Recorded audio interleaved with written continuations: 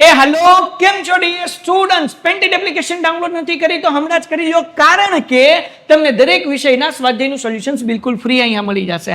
અહીંયાથી તમે ધોરણ પણ ચેન્જ કરી શકશો, ધોરણ 8, 9, 10 અને સ્વાધ્યાય પોથી હોય, અસાઇનમેન્ટ હોય, જે તમારા માટે જરૂરી છે દરેક વસ્તુનું સ્વાધ્યાયનું સોલ્યુશન્સ પીડીએફ સાથે ત્યાં મળી જશે।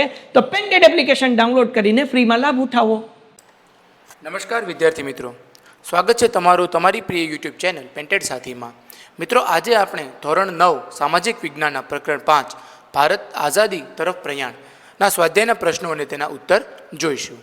પ્રશ્ન 1, નીચેના પ્રશ્નોના મુદ્દાસર જવાબ લખો। 1, હિન્દ છોડો ચળવળ અને એ ચળવળના વિવિધ બનાવો જણાવો।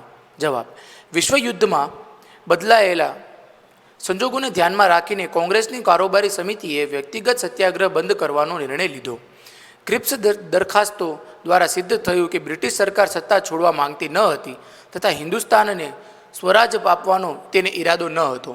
ગાંધીજીએ પ્રજાની નિરાશા દૂર કરી એક નવી આખરી લડત લડવા માટે તેઓને તૈયાર કર્યા। મુંબઈમાં મળેલી કોંગ્રેસ મહાસમિતિની બેઠકમાં ગાંધીજીની આગેવાની હેઠળ 8મી ઓગસ્ટ 1947ની રાત્રે હિન્દ છોડોનો ઠરાવ પસાર કરવામાં આવ્યો। ગાંધીજી સહિત બધા દેશ નેતાઓની ધરપકડને પરિણામે દેશના શહેરો તથા ગામડાઓમાં એકાએક સખત હડતાલો પડી અને ગાંધીજીએ કહેલું કે આઝાદી માટે મારી આ અંતિમ લડત છે। તેમનું સૂત્ર હતું કે કરેંગે યા મરેંગે। જમશેદપુરના લોખંડના કારખાનામાં તથા મુંબઈ અને મદ્રાસની કાપડની મિલોમાં હડતાલો પડી। અમદાવાદમાં કાપડની 75 મિલોના 1,24,000 મજૂરોએ 105 દિવસની શાંત અને અપૂર્વ હડતાલ કરી।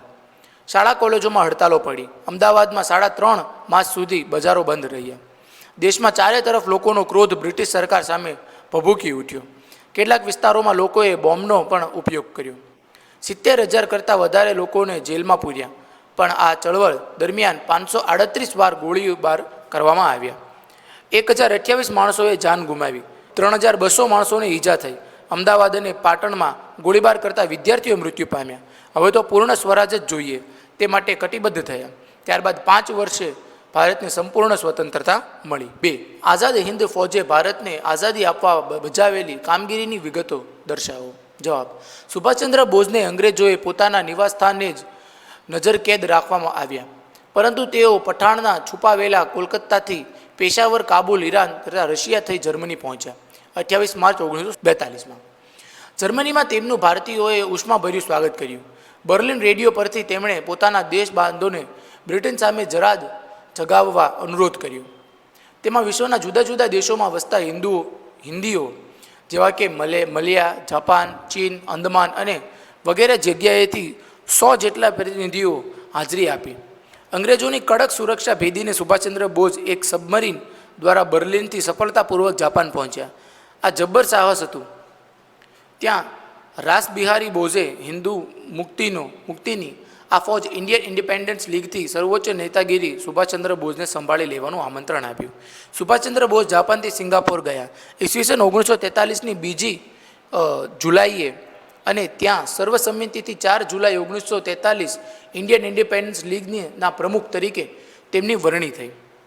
નેતાજીએ સૈનિકોને ચાલો દિલ્હી, તુમ મુझे खून दो मैं तुम्हें आज़ादी दूंगा અને જય હિન્દના સૂત્રો આપ્યા। આ કપરી પરિસ્થિતિમાં વિમાન મારફતે બેંકોક, સાપગોન, ફોર્મસા ટાપુના તાઇવાન વિમાન મથકે પહોંચ્યા, પણ વિમાનમાં અકસ્માતથી આગ લાગતા હોસ્પિટલમાં સારવાર દરમિયાન અવસાન પામ્યા। 18 ઓગસ્ટ 1945। हेलो केम छो ડીયર સ્ટુડન્ટ્સ પેન્ટેડ એપ્લિકેશન ડાઉનલોડ નથી કરી તો હમણાં જ કરી લો કારણ કે તમને દરેક વિષયના સ્વાધ્યાયનું સોલ્યુશન્સ બિલકુલ ફ્રી અહીંયા મળી જશે। અહીંયાથી તમે ધોરણ પણ ચેન્જ કરી શકશો, ધોરણ 8, 9, 10 અને સ્વાધ્યાય પોથી હોય, અસાઇનમેન્ટ હોય, જે તમારા માટે જરૂરી છે દરેક વસ્તુનું સ્વાધ્યાયનું સોલ્યુશન્સ પીડીએફ સાથે ત્યાં મળી જશે। તો પેન્ટેડ એપ્લિકેશન ડાઉનલોડ કરીને ફ્રીમાં લાભ ઉઠાવો। ટૂંક નોંધ લખો। 1, સાયમન કમિશન। મોન્ટફર્ડ મોન્ટેગ્યુ 1919ના સુધારામાં એક જોગવાઈ હતી। એ જોગવાઈ એ હતી કે સુધારાનો અમલ કઈ રીતે થયો છે અને સુધારાની જાહેરાત અંગે અભ્યાસ કરવા 10 વર્ષ બાદ એક કમિશન નિમ્યું, પરંતુ 2 વર્ષ પહેલાં સાયમન કમિશનની નિમણૂક કરવામાં આવી। જ્હોન સાયમનના અધ્યક્ષપણા નીચે રચાયેલું સાયમન કમિશનમાં 7 સભ્યો હતા, બધા જ અંગ્રેજ હતા। હિન્દીઓને દુઃખ દર્દ હિન્દી સમજી શકે એ વિચારથી કમિશનમાં હિન્દી સભ્યોને સામેલ કરવાની ભારતીયોએ ભલામણ કરી। સાયમન કમિશનના ભારત આગમન સમયે લોકોએ હડતાલ, સરઘસ, સાયમન ગો બેકના નારાઓ અને કાળા વાવટાઓ ફરકાવી વિરોધ કર્યો. લાહોરમાં સરઘસની આગેવાની નેતા લાલા લજપતરાય ગંભીર ઘાયલ થયા. થોડા સમય બાદ તેમનું અવસાન થયું. લાલાજીના મૃત્યુના સમાચારથી ભગતસિંહ, સુખદેવ અને રાજગુરુ વગેરે ક્રાંતિકારીઓ ઉશ્કેરાયા અને લાઠીચાર્જનો આદેશ આપનારા અંગ્રેજો પોલીસ અધિકારી સાન્ડર્સની હત્યા કરવામાં આવી. 2. પૂર્ણ સ્વરાજની માંગણી. જવાબ: આ સમયે હિન્દી રાષ્ટ્રીય મહાસભામાં જવાહરલાલ નહેરુ, સુભાષચંદ્ર બોઝ જેવા યુવા નેતાઓ સક્રિય થયા, જે પૂર્ણ સ્વરાજના હિમાયતી હતા. સંસ્થાનિક સ્વરાજની યુવા વર્ગને સંતોષ ન હતો. પરિણામે રાવી નદીના તટે લાહોર ખાતે જવાહરલાલ નહેરુનું અધ્યક્ષપણા નીચે હિન્દી રાષ્ટ્રીય મહાસભામાં પૂર્ણ સ્વરાજનો ઠરાવ પસાર કર્યો. ત્યારબાદ 26 જાન્યુઆરી 1930ના દિવસે સ્વતંત્રતાના શપથ લઈ પ્રથમવાર સ્વતંત્રતા દિન ઉજવવામાં આવ્યો. આ પછી સ્વતંત્રતા મળી ત્યાં સુધી પ્રતિવર્ષ 26 જાન્યુઆરી સ્વતંત્રતા દિવસ તરીકે ઉજવવાનું નક્કી થયું અને એ દિવસેનું મહત્ત્વ જાળવવા આપણું બંધારણ એ દિવસે અમલમાં આવ્યું. 3. દાંડી કૂચ. જવાબ: 11મીની સાંજે સંદેશો આપ્યો. લોકોને ધરપકડ થાય તો પણ મક્કમતાપૂર્વક અહિંસક રીતે સરકાર સામે લડત આગળ વધારવાનો અનુરોધ કર્યો. અમદાવાદના સાબરમતી હરિજન આશ્રમની 12મી માર્ચ 1930ના રોજ વૈષ્ણવજન તો તેને રે કહીએ જે પીડ પર આવી જાણે રે ગવાયું અને ભણે રસોઈઓ તેનું દર્શન કરતાં કુળી કોતર તાર્યા રે એ પૂરું થતાં મહાપ્રયાસ શરૂ કર્યો. અમદાવાદથી દાંડીનું અંતર 370 કિમી છે. દાંડી યાત્રા અસલાલી, બોરાવી, રાસ, ભરૂચ, સુરત વગેરે જેવા નાના મોટા શહેરોમાં સભાઓ ભરી અને કાનૂન ભંગ અને મીઠાના કાયદાનો ભંગ શા માટે તેની સમજ આપી. ગાંધીજી તેના સાથીદારો સાથે 24 દિવસની પદયાત્રા બાદ દાંડી પહોંચ્યા. 25મી એપ્રિલ 1930. 6 એપ્રિલ 1930ના સવારે બરોબર 6:30 કલાકે દરિયા કિનારે જામેલ મીઠામાંથી મુઠ્ઠી મીઠું લઈ મીઠાનો અન્યાયી કાયદો તોડ્યો. ગાંધીજીએ કહ્યું, મેને નમક કા કાનૂન તોડ દિયા. આ સમયે ત્યાં ઉપસ્થિત લોકોને સંબોધનતા કહ્યું, હું બ્રિટિશ સામ્રાજ્યની ઇમારતનો પાયામાં લૂણો લગાડું છું. 12મી માર્ચ સાબરમતી આશ્રમથી શરૂ થયેલી જગપ્રસિદ્ધ દાંડી કૂચની ભૌતિક સમાપ્તિ હતી.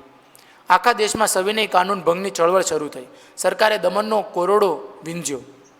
લાઠીમાર, ગોળીબાર, સ્ત્રીઓ અને બાળકો પર જુલ્મો આચર્યા, છતાં લડતનું જોર ઘટ્યું નહીં.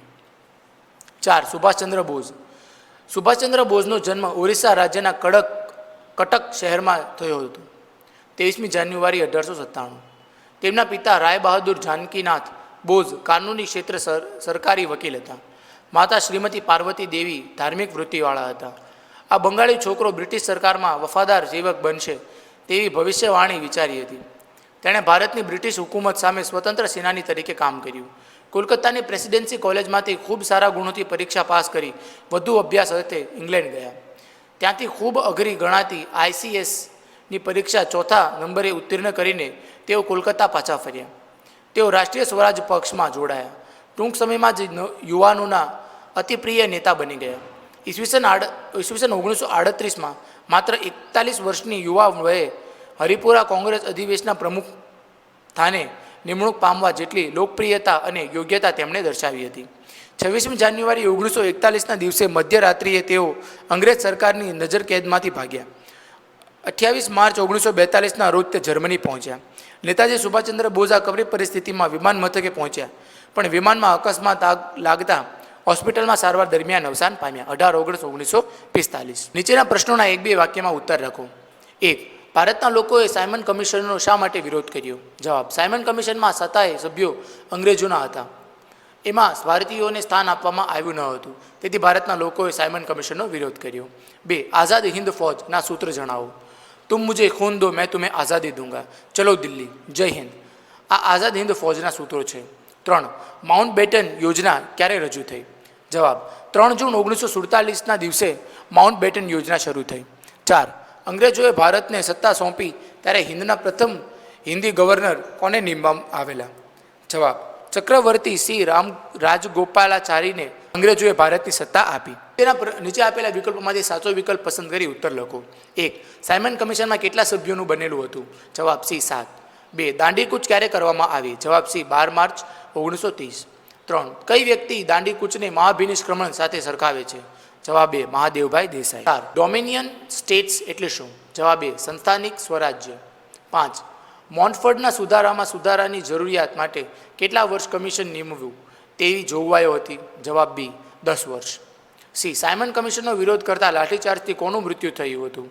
જવાબ બી લાલા લજપત રાયનું. 7. નેતાજીનું હુલામણું નામ કોને મળ્યું હતું? જવાબ એ સુભાષચંદ્ર બોઝ. 8. હિન્દુસ્તાનના વિભાજન સમયે ભારતમાં ક્યાં અંગ્રેજ ગવર્નર જનરલ હતા? જવાબ સી માઉન્ટ બેટન. મિત્રો, અહીં આપણો સ્વાધ્યાય એ પૂર્ણ થાય છે. તમે હજુ સુધી પેન્ટેડ સાથી સાથે ન જોડાયા હો તો આજે જ પેન્ટેડ સાથીને સબસ્ક્રાઇબ કરો. હવે આપણે મળીશું એક નવા પાઠ અને તેના પ્રશ્નો અને ઉત્તરો સાથે. એ હલો, કેમ છો ડિયર સ્ટુડન્ટ્સ? પેન્ટેડ એપ્લિકેશન ડાઉનલોડ નથી કરી તો હમણાં જ કરી લો, કારણ કે તમને દરેક વિષયના સ્વાધ્યાયનું સોલ્યુશન્સ બિલકુલ ફ્રી અહીંયા મળી જશે. અહીંયાથી તમે ધોરણ પણ ચેન્જ કરી શકશો, ધોરણ 8, 9, 10 અને સ્વાધ્યાય પોથી હોય, અસાઇનમેન્ટ હોય, જે તમારા માટે જરૂરી છે દરેક વસ્તુનું સ્વાધ્યાયનું સોલ્યુશન્સ PDF સાથે ત્યાં મળી જશે. તો પેન્ટેડ એપ્લિકેશન ડાઉનલોડ કરીને ફ્રીમાં લાભ ઉઠાવો.